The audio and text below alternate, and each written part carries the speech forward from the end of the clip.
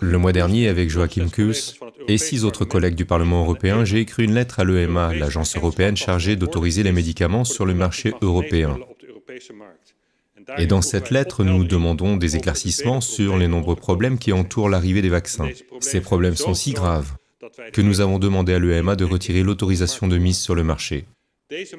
Ce mois-ci, nous avons reçu une réponse de l'EMA à notre lettre et cette réponse contient des faits choquants.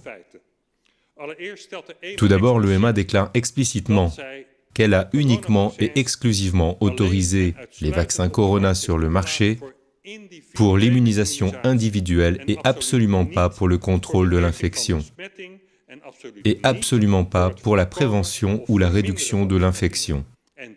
Et c'est dévastateur pour les gouvernements qui se sont lancés à fond dans la campagne de vaccination en faisant passer le message que vous le faisiez pour les autres. Rien de tout cela n'est vrai.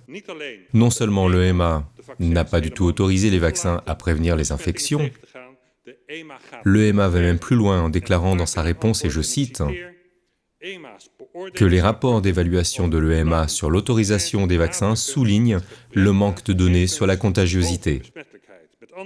En d'autres termes, les vaccins n'ont pas été conçus pour prévenir les infections.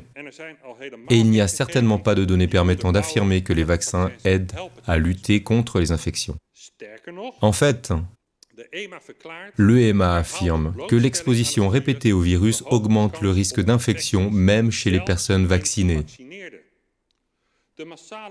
Les campagnes gouvernementales massives visant à vous faire vacciner pour protéger vos parents, vos voisins, les membres les plus faibles de la société, n'étaient pas seulement non autorisées, elles étaient totalement absurdes et ne reposaient pas sur des faits. Mais malheureusement, il y a pire. L'EMA dit que les vaccinations sont uniquement destinées à la protection de l'individu vacciné et qu'avant de vacciner l'individu, le patient, et je cite à nouveau l'EMA, toutes les informations relatives à la sécurité doivent être soigneusement prises en compte avant d'administrer ou de recommander une vaccination. Vous ne pouviez donc être vacciné qu'après qu'un médecin ait déterminé qu'il était prudent de le faire dans votre cas. Et comme pratiquement aucune personne de moins de 60 ans ne risquait de complications graves à cause du coronavirus, à quelques exceptions près, personne, mais personne de moins de 60 ans n'aurait dû être vacciné. Donc les salles de sport remplies de vaccinateurs étaient totalement contraires à l'usage pour lequel les vaccins étaient autorisés par l'EMA. Et il y a pire. Pour évaluer la sécurité des vaccins, il était essentiel pour l'EMA que les effets secondaires soient correctement enregistrés.